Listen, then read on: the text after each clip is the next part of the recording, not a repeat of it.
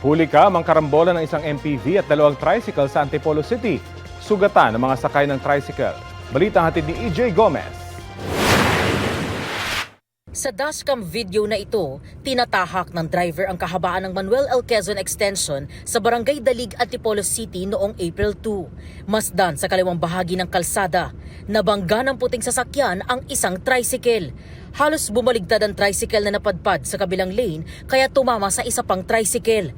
Nalaglag ang nakaputing pasahero na nooy nakasakay sa likod ng ikalawang tricycle.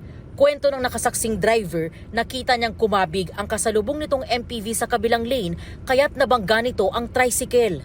Yung tinamaan yung tricycle, sa loob may sakay na 2 bata at sa labas sa babae medyo may katandaan na. Tapos yung sa tricycle naman po na binangga ng sasakyan, may 2 tao sa loob. Yung isa po ay duguan. Tapos may nakadagan pa sa kanyang isa pang tao din. Kaya hindi po sila makagalaw.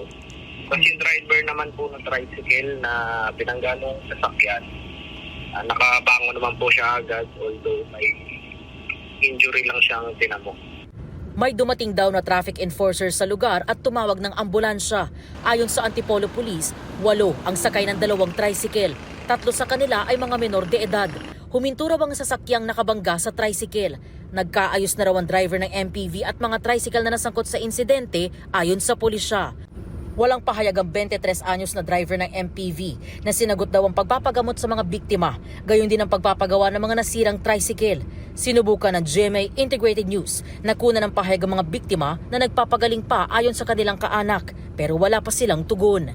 EJ Gomez, nagbabalita para sa GMA Integrated News.